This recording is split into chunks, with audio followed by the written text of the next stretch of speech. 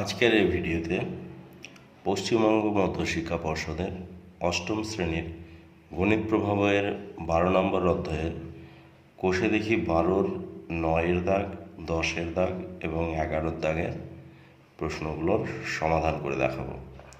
9-এর দাগের প্রশ্নে কি বলা হচ্ছে, দুই প্রকার পিতলে তামা ও দস্তার পরিমাণের অনুপাত যথাক্রমে 8:3 এবং 15:7।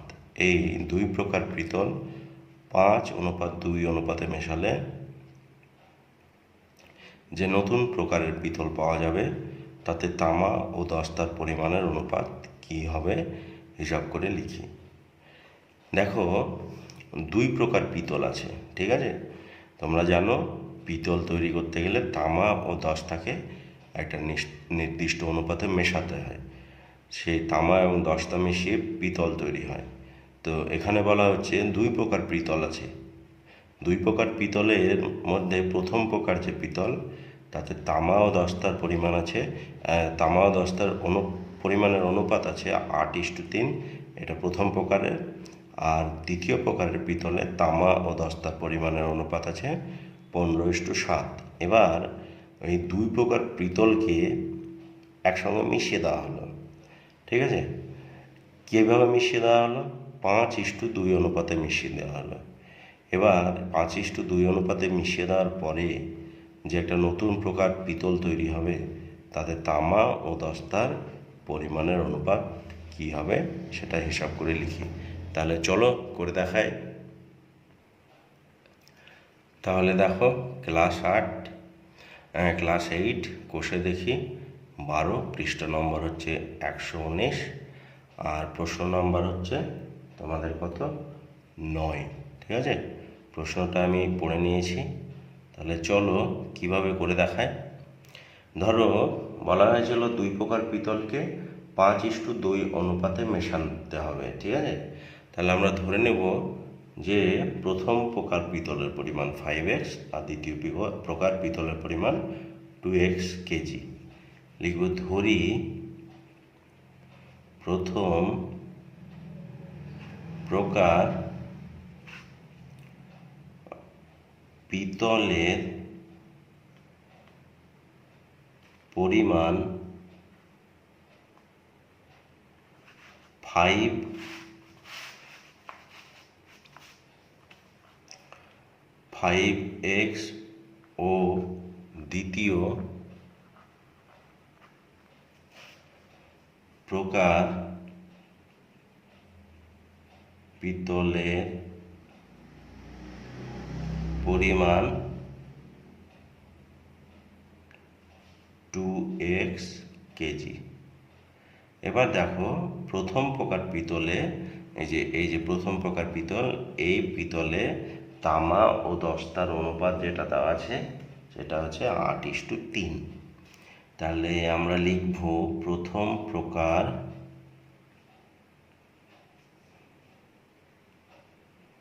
পিতলে তামা ও দস্তার অনুপাত যথাক্রমে কত আছে? বইয়ে দেওয়া আছে, দেখো 8:3। তোমরা বইটা পাশে রাখবে, 8:3। এবার দেখো আমরা কি করব, এই যে প্রথম প্রকার পিতলের পরিমাণ 5x, তাহলে আমরা লিখব যে 5x কেজিতে প্রথম প্রকার পিতল কতটা আছে? 5x KG. তাহলে আমরা লিখব 5x কেজি পিতলের তামা ও দস্তার অনুপাতটাকে কাজে লাগিয়ে বের করব যে 5x কেজি পিতলের তামা কতটা আছে, দস্তা কতটা আছে। তাহলে লিখব 5x কেজি পিতলে তামা আছে, ঠিক আছে, 5x গুণিত, দেখো এখানে তামা কোনটা? প্রথমেরটা তামা, তাহলে 8, আর আনুপাতিক ভাগহারটা কত হচ্ছে? এই দুটো যোগফল 11, ঠিক আছে? এটা গুণ করলে দাঁড়াবে 5 × 8 = 40x বাই 11 কেজি, এটা হলো তামা আছে। এবার লিখব 5x কেজি পিতলে দস্তা আছে 5x গুণিত 3-এর, আচ্ছা দেখো দশটা কোনটা, এটা 3, আর এই দুটো যোগফল করে নিচে বসাবো 11, ঠিক আছে। এবার দেখো 3 আর 5 গুণ করলে কত হবে, 15x বাই 11 কেজি, বুঝলো। তাহলে দেখো প্রথম প্রকার যে 5x কেজি পিতল ছিল, সেই 5x কেজি পিতলের তামা আছে এতটা আর দস্তা আছে এতটা। এবার দ্বিতীয় প্রকার পিতলের তামা দস্তার আনুপাতিক ভাগাহারটা কত দেওয়া যায় সেটা লিখব। তাহলে চলো করি। দ্বিতীয় প্রকার পিতলে তামা ও দস্তার অনুপাত যথাক্রমে কতটা করে আছে, অনুপাতটা দেখো তোমাদের বইয়ে দেওয়া আছে 15:7, 15:7। তাহলে আমাদের দ্বিতীয় প্রকার পিতল কতটা ধরেছি দেখো, দ্বিতীয় প্রকার পিতল ধরেছি আমরা 2x কেজি। তাহলে দ্বিতীয় প্রকার পিতলে 2x কেজি পিতলে আমরা তামা কতটা আছে আর দস্তা কতটা আছে সেটা বের করব। তাহলে লিখব 2x কেজি পিতলে তামা আছে কতটা আছে, 2x গুণিত তামা এটা 15, আর এই দুটো যোগফল কত 22, সেটা নিচে বসবে 11 দুগুণে 22, তাহলে 15 আর কে গুণ করলে কত হবে 15x, আর নিচে কত হবে 11 দেখ কেজি, হলো। এবার আবার 2x কেজি পিতলে দস্তা আছে, দেখো দস্তা কতটা আছে, দস্তা 2x গুণিত কী করবো, দস্তা হচ্ছে এটা, তাহলে 7-22, এটা কেটে দাও 11 দুগুণে 22, তাহলে 7x বাই 11 কেজি, ঠিক আছে। এবার কি বলা হচ্ছে, দুই প্রকার পিতলকে একসঙ্গে মেশানো হলো, তাই তো 5x কেজি, এই যে 5x কেজি আর 2x কেজি পিতলকে একসঙ্গে মিশিয়ে দেওয়া হলো। মেশানোর পরে তাতে তামা কতটা হবে সেটা বের করতে হবে। তাহলে লিখব 5x কেজি ও 2x কেজি পিতলকে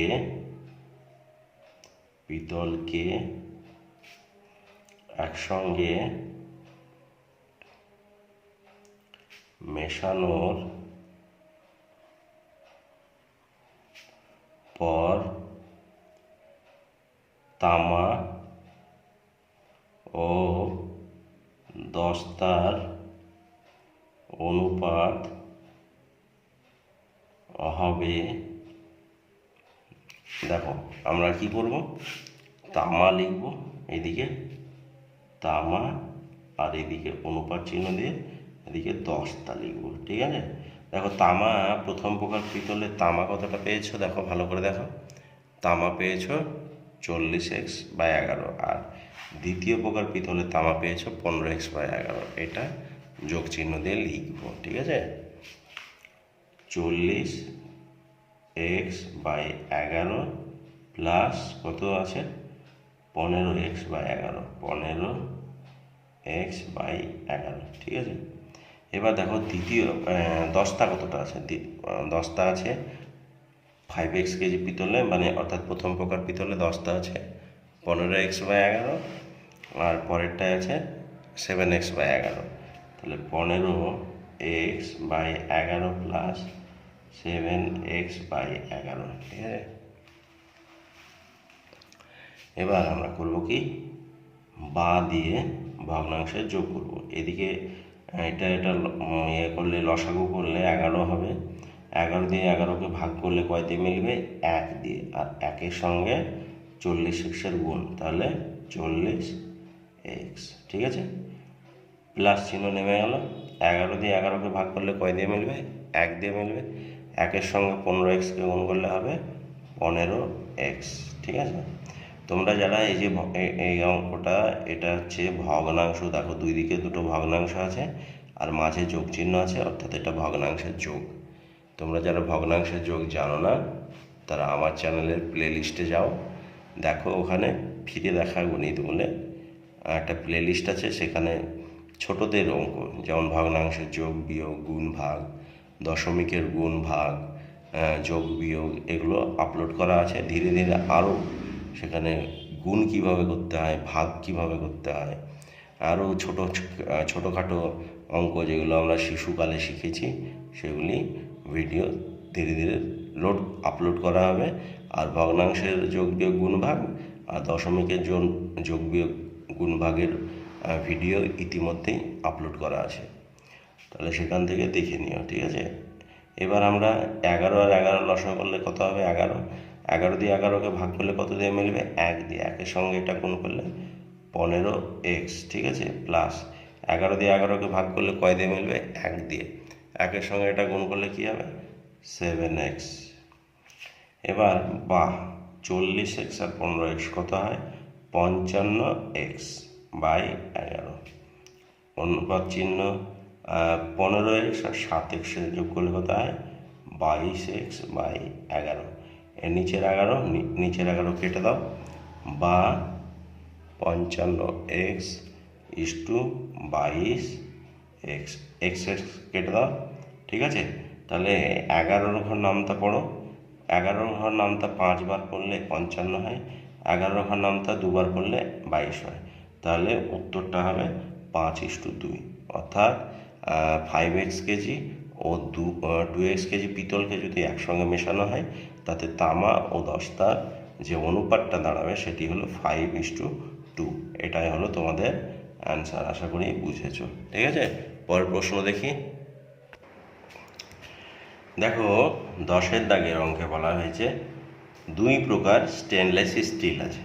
ঠিক আছে, প্রথম প্রকারে আছে ক্রোমিয়াম ও স্টিলের পরিমাণের অনুপাতটা 2:11, এবং আর এক প্রকারে যে স্টেনলেস স্টিল রয়েছে সেখানে ক্রোমিয়াম আর স্টিলের পরিমাণের অনুপাতটা দেওয়া আছে 5:21। এই 2 প্রকার স্টেনলেস স্টিলকে কি অনুপাতে মেশালে, এখানে দেখো এখানে অনুপাতটা বলা হয়েছিল এর আগের অঙ্কে, এই 2 প্রকার পিতলকে এত অনুপাতে মিশিয়ে দিতে হবে। আর এখানে বলা হয়েছে কি অনুপাতে মেশালে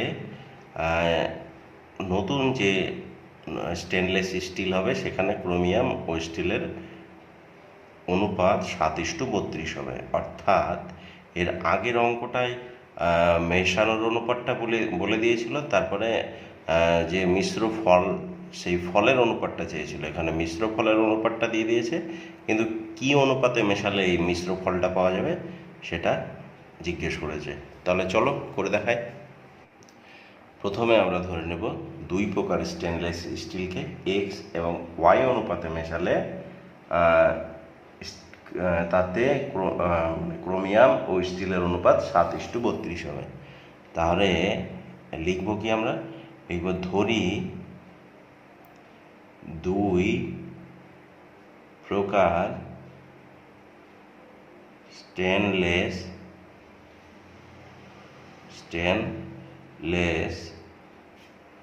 স্টিল কে এক্স ও ওয়াই অনুপাতে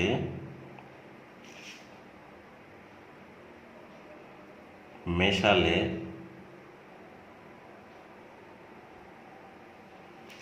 ঠিক আছে, মেশালে কি হবে? আর কিসের অনুপাত বলেছে? ক্রোমিয়াম ও স্টিলের অনুপাত।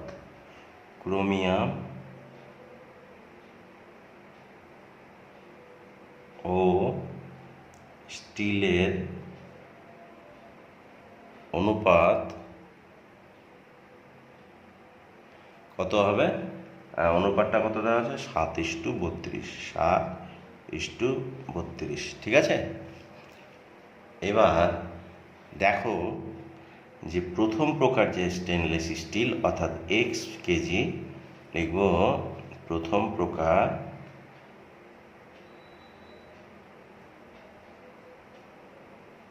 স্টেনলেস স্টিলে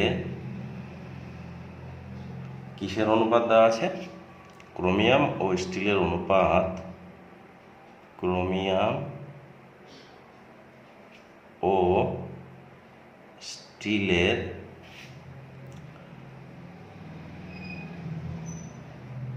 অনুপাত যথাক্রমে কত কত দেওয়া আছে বই দেখো, 2:11, 2:11, ঠিক আছে। তো আমরা প্রথম প্রকার স্টেনলেস স্টিল কতটা ধরছি? X KG. তাহলে আমরা লিখব এক্স কেজি স্টেনলেস স্টিলে ক্রোমিয়াম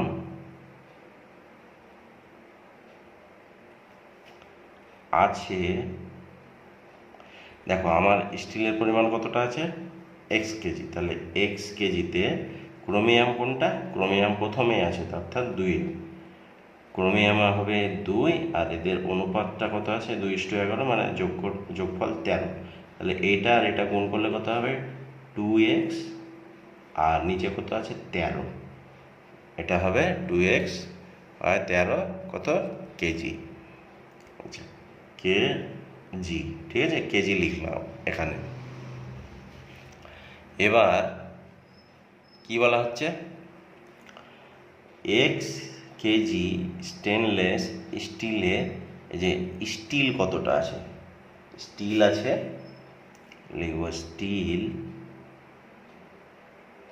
আছে আমার এক্স কেজি হচ্ছে মোট স্টেনলেস স্টিল, আর স্টিল আছে কতটা? আছে 11, স্টিল 11। দেখো ক্রোমিয়াম প্রথমে আছে, স্টিল পরে আছে, এটা ক্রোমিয়াম এটা স্টিল, তাহলে 11/13। এবার এই দুটোর গুণফল কত হবে? 11x/13, তারপরে এখানে লিখবে কেজি। হলো, এইটা হচ্ছে প্রথম প্রকার স্টেনলেস স্টিলে ক্রোমিয়াম আছে 2x/13 কেজি, আর প্রথম প্রকার স্টেনলেস স্টিলে প্রথম প্রকার অর্থাৎ এক্স কেজি স্টেনলেস স্টিলে স্টিল আছে 11x/13 কেজি, ঠিক আছে। আশা করি বুঝেছ। এবার চলো দ্বিতীয় প্রকারটা বের করি। দ্বিতীয় প্রকার স্টেনলেস স্টিলে, ঠিক আছে, দ্বিতীয় প্রকার স্টেনলেস স্টিলে কি আছে? ক্রোমিয়াম ও স্টিলের অনুপাত, ক্রোমিয়াম ও স্টিলের অনুপাত যথাক্রমে কত আছে? অনুপাতটা দেখো তোমাদের বইয়ে আছে 5:21, 5:21। তাহলে দ্বিতীয় প্রকারটা আমরা কি ধরেছিলাম? দ্বিতীয় প্রকারটা আমরা ওয়াই ধরেছিলাম। তাহলে কি লিখব? ওয়াই কেজি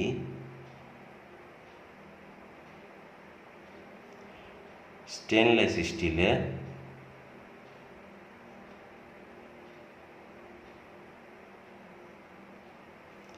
কি আছে? ক্রোমিয়াম প্রথমে আছে, লিখব ক্রোমিয়াম আছে,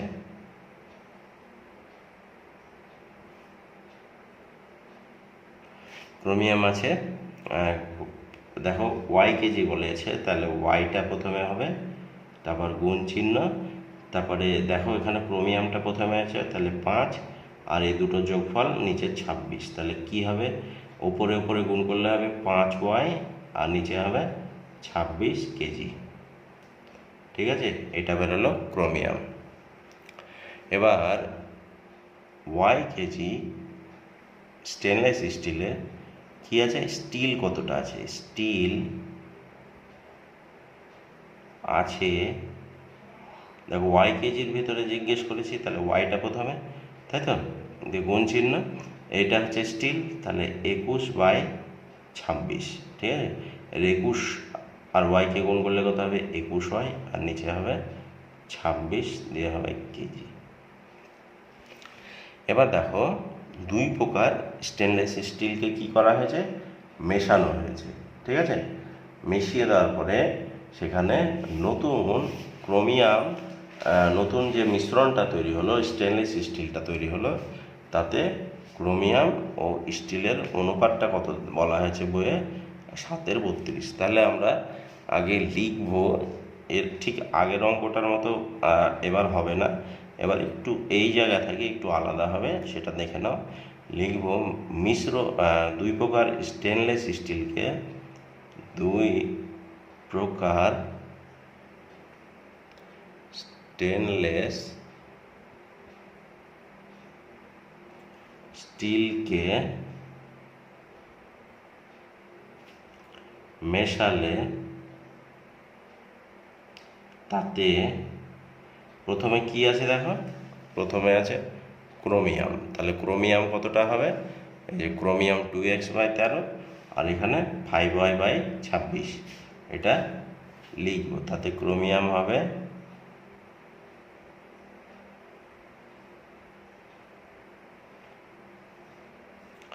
2x/13 প্লাস 5y/26, এটা হলো ক্রোমিয়াম। এবার এটার ভগ্নাংশের করব, দেখো 13 আর 26-এর ভগ্নাংশ, মানে 13 আর 26-এর নির্ণয় লসাগু বের করলে 26 হবে। 13 দিয়ে 26কে ভাগ করলে কয় দিয়ে মিলবে, 2 দিয়ে, 2-এর সঙ্গে এই 2x-এর গুণ করলে 4x হবে, ঠিক আছে। প্লাস এই 26 দিয়ে 26কে ভাগ করলে কয় দিয়ে মিলবে, 1 দিয়ে, 1-এর সঙ্গে এটা গুণ করলে হবে 5y। 4x প্লাস 5y কত হয়, এটা যোগ হবে না, কেননা এটা দেখো আলাদা চল আছে, এখানে 4x আর এখানে 5y, তাহলে এটা যোগ হবে না, ঠিক আছে, এভাবে রেখে দিতে হবে। এবার ক্রোমিয়াম হবে এতটা, এবার বের করবো আমরা স্টিল কতটা হবে, তাহলে লিখব স্টিল হবে, দেখো স্টিল বেরিয়েছে, দেখো প্রথমেরটাই কত বেরিয়েছে, 11x/13, আর এখানে কত আছে, 21y/26, তাহলে এটা লিখবো আমরা 11x/13 প্লাস 21y/26 সমান সমান 13 আর 26-এর লসাগু 26, 13 দিয়ে 26কে ভাগ করলে 2 দিয়ে মিলবে, 2-এর সঙ্গে এটা গুণ, 22x হয়ে গেল, 2 দিয়ে এটা গুণ করলে, 26 দিয়ে 26কে ভাগ করলে 1 দিয়ে মিলবে, 1-এর সঙ্গে এটা গুণ, 21y-কে 1 দিয়ে গুণ করলে 21y হবে, আর এই যে যোগ চিহ্ন এখানে ছিল, এখানে চলে এলো, এটাও কিন্তু আর যোগ হবে না, ঠিক আছে। এবার দেখো এইটা হলো আমার তামা, আর এটা হলো, এই তামা বলছি, সরি, এটা হলো আমার ক্রোমিয়াম, আর এটা হলো স্টিল। দেখো ক্রোমিয়াম হবে বলেছি, স্টিল হবে, তাহলে এই ক্রোমিয়াম আর স্টিলের অনুপাতটা কত হবে, অনুপাতটা আমরা লিখছি, দেখো ক্রোমিয়াম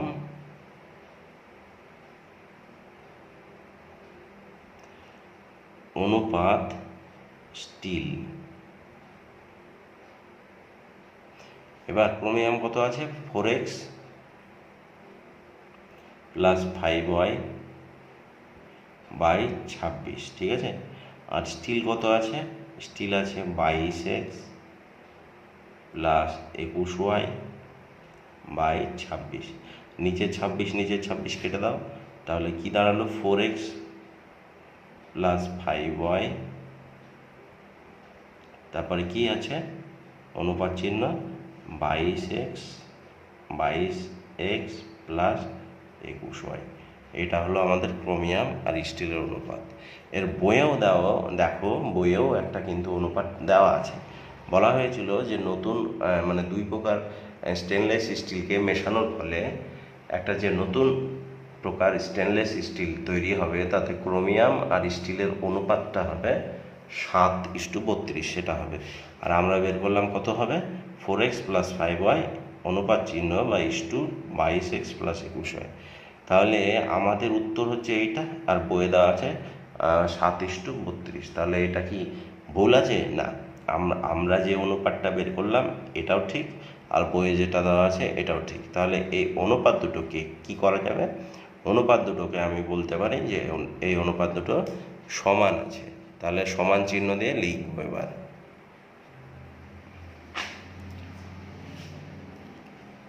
এবার লিখব শর্তানুসারে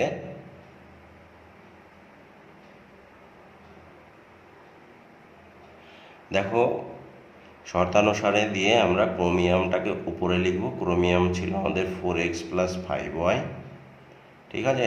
আর স্টিলটাকে লিখব নিচে 22x + 21y সমান সমান এইটাকে লিখব, বইয়ে যে অনুপাতটা দেওয়া আছে সেটা উপর নিচে লিখব 7/32।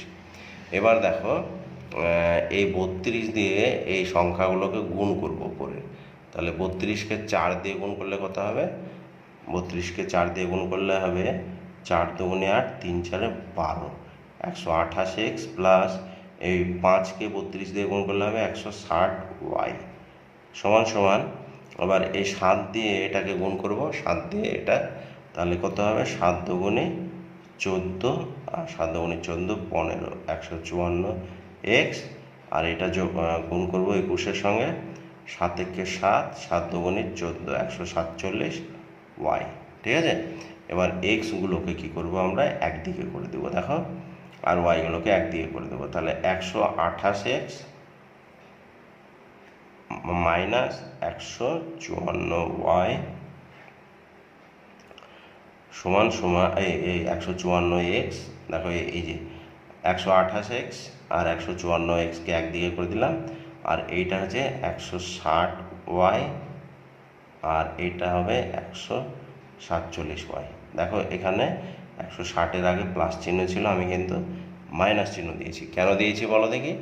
কেননা এই যে সমান চিহ্নের বাঁ দিকের সংখ্যা ডান দিকে, কিংবা ডান দিকের সংখ্যা বাঁ দিকে, অর্থাৎ এদিক ওদিক জায়গা বদল করলে এর চিহ্নটা বদলে যায়। তাহলে 154 থেকে 128 বাদ দিলে কত হবে? 154 থেকে 128 বাদ দিলে হবে 26x, ঠিক আছে, মাইনাস 26x। আর 160y থেকে 147y বাদ দিলে হবে 13y। দেখো তোমরা বিয়োগটা করো, 128 থেকে 54 বাদ, ঠিক আছে। 128 থেকে 54 বাদ দিলে কত হবে? এই যে তোমার হবে 26x, আর 160y থেকে 147y বাদ দিলে হবে 13y। এবার দেখো, এটা 160 বড়, 160-এর মাইনাস চিহ্নটা পেলো, এ মাইনাস কেটে দাও। 13 ঘর নামতা একবার পড়লে 13 হয়, আর দুইবার পড়লে 26 হয়। তাহলে এখানে হলো 2x সমান সমান 1y, ঠিক আছে। এবার এইটাকে আমরা লিখতে পারি x/y সমান সমান 1:2। এটাই হলো অ্যান্সার, ঠিক আছে। আশা করি বুঝতে পেরেছ। দেখো 11 নম্বর অঙ্কে বলা হয়েছে এক পাত্র শরবতে 5:2 অনুপাতে সিরাপ ও জল মেশানো আছে। ধরে নাও কোনো একটা পাত্র আছে, তাতে আছে শরবত আছে। সেই শরবতটা তৈরির সময় যে সিরাপ আর জল তার অনুপাত ছিল 5:2, এই অনুপাতে শরবতটা তৈরি করা হয়েছে। এই শরবতের কতটুকু অংশ তুলে নিয়ে তার পরিবর্তে সমপরিমাণ জল ঢালবে? অর্থাৎ এই যে শরবতটা ছিল পাত্রে, সে পাত্র থেকে, ঠিক আছে, একটা অংশ তুলে নেবে, আর যতটা অংশ তুলে নেবে ঠিক ততটাই জল ঢালবে। জল ঢাললে সিরাপ ও জলের পরিমাণ সমান সমান হবে, ঠিক আছে। তা হিসাব করে দেখি। অর্থাৎ বলা হচ্ছে যে একটা পাত্রে শরবত আছে, তো শরবতে সিরাপ বা জলের অনুপাত আছে 5:2। এবার ওই শরবতের কিছুটা অংশ তুলে নিয়ে তার পরিবর্তে সমান পরিমাণ জল ঢালতে চায়। তো জল ঢালার পরে শর্ত কিন্তু একটাই রেখেছে, সিরাপ ও জলের পরিমাণ সমান হবে। অর্থাৎ এই যে সিরাপ আর জল কি সমান আছে? এখন কিন্তু সমান নেই, কিন্তু সমান করতে চায়, ঠিক আছে। তাহলে চলো করে দেখায়। ধরি পাত্রে মোট শরবত আছে 1 অংশ। ঠিক আছে, ধরি পাত্রে মোট শরবত আছে 1 অংশ। এই 1 অংশ শরবতে সিরাপ ও জলের অনুপাত দেখো তোমাদের বইয়ে দেওয়া আছে 5:2। তাহলে লিখব পাত্রে শরবতে সিরাপ ও জলের অনুপাত কত হবে? 5:2। ঠিক আছে, তাহলে এই যে 1 অংশ শরবতে কতটা সিরাপ আছে কতটা জল আছে বের করে নিই। পাত্রে যে শরবতটা রাখা ছিল প্রথমে, সেই শরবতে সিরাপ কতটা আছে জল কতটা আছে বের করি। তাহলে লিখব 1 অংশ শরবতে সিরাপ আছে 1 গুণিত সিরাপ কোনটা 5, তাহলে উপরে 5 আর নিচে দুটো সংখ্যার যোগফল 7 সমান সমান দেখো 5 আর 1 গুণ করলে কত হবে? 5 আর নিচে কত হবে? আছে 7, 5-এর 7 অংশ।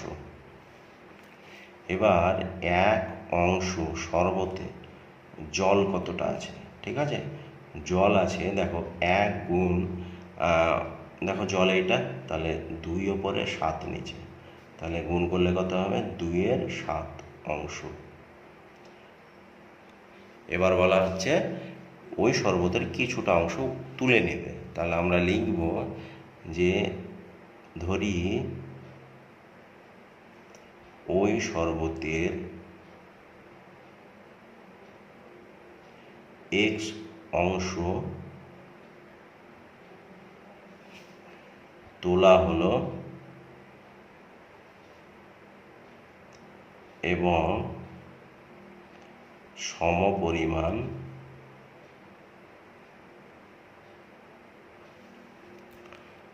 জল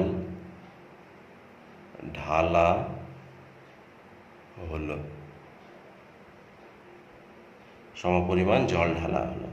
তাহলে দেখো এই মানে এই যে এক অংশ তুলে নিলাম, এই এক অংশ যেটা তুললাম সেটাতে কি সিরাপ আর জলের অনুপাত এটা ছিল না? পাত্রে সিরাপ আর জলের অনুপাত যেটা ছিল সেই সিরাপ থেকেই তো আমরা সেই শরবতেরই তো কিছুটা অংশ তুলেছি। তাহলে যে অংশটা তুলেছি সেই অংশটাতে সিরাপ ও জলের অনুপাত কিন্তু একই আছে। বুঝেছ? বলা হচ্ছে যে ধরো একটা পাত্রে শরবত রাখা আছে, সেই শরবতে সিরাপ আর জল মেশানো আছে 5:2 অনুপাতে। তো কি করা হলো? ওই শরবতের কিছুটা অংশ ঢেলে নেওয়া হলো। তাহলে যে অংশটা ঢালা হলো সেটাতে সিরাপ আর জলের অনুপাত কত হবে? এতই হবে, কেননা এই অনুপাতেই তো মেশানো ছিল আর ওই শরবতটাই তো ঢালা হলো। তাহলে লিখবো আমরা যে x অংশ শরবতে জল ও এই সিরাপটা প্রথমে আছে, তাহলে সিরাপ লিখতে হবে, সিরাপ ও জলের অনুপাত 5:2। ঠিক আছে, এবার দেখো x অংশ শরবতে জল উঠেছে, জল উঠানো হয়েছে তো, তাই না?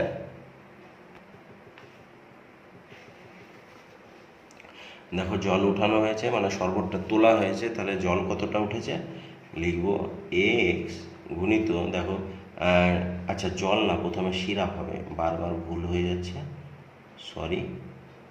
ঠিক আছে, সিরাপ, এক অংশ শরবতে সিরাপ উঠেছে, দেখো প্রথমে সিরাপ আছে, সিরাপ উঠেছে, তাহলে সিরাপ কত? 5 আর এই দুটো যোগফল কত? 7, তাহলে 5x/7 অংশ। ঠিক আছে, এবার এক্স অংশ শরবতে জল কতটা উঠেছে, জল উঠেছে এক্স গণিত, দেখো জল কোনটা, 2 সমান সমান 2x/7 অংশ। ঠিক আছে, দেখো এই জলটা উঠেছে, কিন্তু এই সিরাপটা উঠেছে মানে পাত্র থেকে শরবত তুলে নেওয়া হয়েছে, তার মানে জল এতটা, সিরাপ এতটা উঠে গেছে, জল এতটা উঠে গেছে। তাহলে আগে সিরাপ কতটা ছিল, এতটা ছিল, তার থেকে এতটা সিরাপ উঠে গেছে। তাহলে কি হবে, বিয়োগ হবে, উঠেছে লিখেছি দেখো। তাহলে লিখব অতএব এখন পাত্রে সিরাপ আছে, দেখো এখন সিরাপ কতটা আছে, আগে ছিল 5/7 আর উঠেছে হচ্ছে 5x-7। তাহলে এটা বিয়োগ কেন বললাম, কেননা এই যে পাত্র থেকে সিরাপটা উঠেছে, তাই তো। তাহলে এইটা আর এটার ভগ্নাংশের বিয়োগ করলে কত হবে, 7 আর 7-এর লসাগু 7 হবে। আচ্ছা, এখানে অংশ লিখে দাও, 7 আর 7-এর লসাগু কত হবে, 1 হবে, এই 7 হবে, 7 দিয়ে 7কে ভাগ করলে 1 দিয়ে মিলে যাবে, 1-এর সঙ্গে 5-এর গুণ 5 বিয়োগ 7 দিয়ে 7কে ভাগ করলে কয় দিয়ে মিলবে, 1, 1-এর সঙ্গে এটা গুণ করলে 5x। এটাকে এইভাবেই রেখে দাও, ঠিক আছে। এবার এখন পাত্রে সিরাপ যেমন আছে তেমনি এখন পাত্রে জল কতটা আছে সেটাও লিখব। এখন পাত্রে জল আছে, দেখো আগে কতটা জল ছিল, আগে জল ছিল 2x/7 অংশ, আর এখন কতটা আছে না, কতটা উঠে গেছে, 2x/7 অংশ। তাহলে আগে ছিল 2/7 আর এখন জল তোলা হয়েছে 2x/7 অংশ। ভালো করে বুঝবে কিন্তু, ঠিক আছে। এইটা ছিল আগে জল ছিল, এই জল থেকে এতটা জল বেরিয়ে গেছে, তাহলে বিয়োগ হবে। তাহলে ভগ্নাংশের এই করে দাও, 7 আর 7-এর লসাগু 7, 7 দিয়ে এটাকে ভাগ করলে 1 দিয়ে মিলবে, 1-এর সঙ্গে 2-এর গুণ 2 বিয়োগ 7 দিয়ে 7কে ভাগ করলে 1 দিয়ে মিলবে, 1-এর সঙ্গে 2x-এর গুণ করলে কী হবে, 2x। এটাকে এইভাবে রেখে দাও। এবার যে জল কমে গেছে কি না, তার পরিবর্তে আবার কি করা হচ্ছে, জল ঢালা হচ্ছে। ঠিক আছে, এই জলে কিন্তু সিরাপ মেশানো নেই, এটা প্লেন জল ঢালা হয়েছে। তাহলে এই জলটা আছে, তার সঙ্গে কতটা জল ঢালা হয়েছে, এই যে x অংশ জল তোলা হলো এবং সমপরিমাণ জল ঢালা হলো, অর্থাৎ x অংশ জল ঢালা হলো। তাহলে আমরা লিখব এই অবশিষ্ট জলে x অংশ আরও জল ঢালা হলো। কেন x অংশ লিখলাম বলো দেখি, প্রথমে আমরা কি লিখেছিলাম, যে এই শরবত থেকে x অংশ জল উঠিয়ে নেওয়া হবে, আর সমপরিমাণ জল অর্থাৎ x অংশ জল উঠিয়ে নেওয়া হবে আর x অংশ জলই ঢালা হবে। এই x অংশ শরবত তুলে নেওয়া হবে আর তার পরিবর্তে সমপরিমাণ অর্থাৎ x অংশ জল ঢালা হবে। তাহলে জল আমাদের কত ছিল, জল ছিল, জল ঢালা হলো, তারপরে জলের পরিমাণ হলো, আচ্ছা জলের পরিমাণ, এটা পরিকির জ, ঠিক আছে, জলের পরিমাণ হলো, আগে ছিল জল এতটা 2-2x/7 আর জল আরও x অংশ ঢালা হলো, তার মানে x যোগ হবে, ঠিক আছে। তাহলে এটার ভগ্নাংশ যোগ করে দাও, 7 আর 1-এর লসাগু হলো 7, 7 দিয়ে 7কে ভাগ করলে 1-এ মিলবে, 1-এর সঙ্গে এটা পুরোটা গুণ করে দাও, তাহলে 2-2x হয়ে যাবে, প্লাস এই 7 দিয়ে 1 দিয়ে 7কে ভাগ করলে কয় দিয়ে মিলবে, 7, 7-এর সঙ্গে এটা গুণ করলে 7x, ঠিক আছে। 2 থেকে যাবে -2x প্লাস 7x, তাহলে কী হবে, বিয়োগ হয়ে যাবে, প্লাসে মাইনাসে মাইনাস বিয়োগ, 7 থেকে 2 বাদ দিলে 5x হবে, ঠিক আছে। এখানে প্লাস চিহ্ন আছে, দিয়ে দাও, এই দুটোর মধ্যে 7 বড়, তাই 7-এর চিহ্নটা এখানে বসালাম, বাই 7। এবার বলা হয়েছে সমপরিমাণ হয়ে যাবে। এই কাজ করার ফলে জল আর যে সিরাপ তার পরিমাণটা সমান হয়ে যাবে। তাহলে আমাদের সিরাপটা কত ছিল, এই যে 5 - 5x বাই 7, আর এখানে জল কতটা আছে 2 + 5x বাই 7। তাহলে চলো শর্তানুসারে এই দুটোকে সমান করে লিখি। কি লিখব, শর্তানুসারে, ঠিক আছে। দেখো শর্তানুসারে কি লিখব, জল আর সিরাপটা সমান হয়ে যাবে, তাই তো। তাহলে জল কতটা হয়েছিল, এই সিরাপ কতটা হয়েছিল, সিরাপ ওঠানোর পরে সিরাপ যেটা হয়েছিল সেটি হলো 5 - 5x বাই 7। অর্থাৎ প্রথমে যে সিরাপ ছিল তা থেকে যে শরবতটা ওঠানো হলো, সেই শরবতে তো কিছুটা সিরাপ ছিল, সেই সিরাপটা বেরিয়ে যাওয়ার পরে এই পরিমাণটা দাঁড়ালো।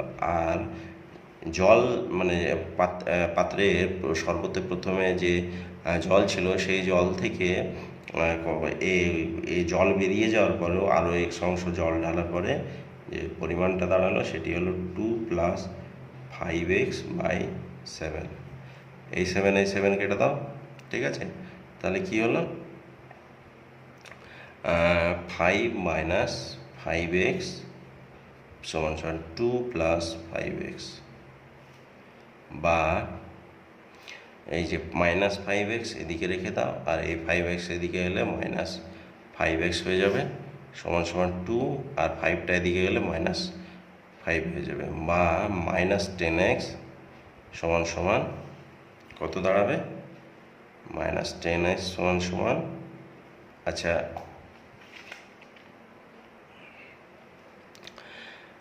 -10x, তাহলে 5 থেকে 2 বাদ দিলে কত হবে, 3।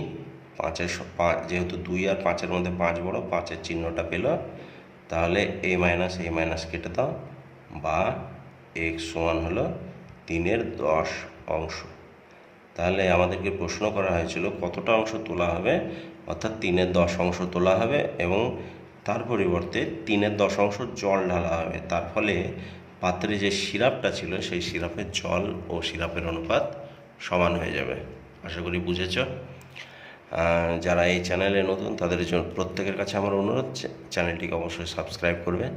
ভিডিও ভালো লাগলে অবশ্যই লাইক দেবে, কমেন্ট করবে, তোমরা কী ধরনের ভিডিও পেতে চাও সেটাও জানাবে, ঠিক আছে। এই চ্যানেলে 3য় শ্রেণী থেকে 10ম শ্রেণী পর্যন্ত সমস্ত বিষয়ের ভিডিও ধীরে ধীরে আপলোড করা হবে। এতক্ষণ পর্যন্ত আমার ভিডিও দেখার জন্য অসংখ্য ধন্যবাদ। ভালো থেকো, সুস্থ থেকো।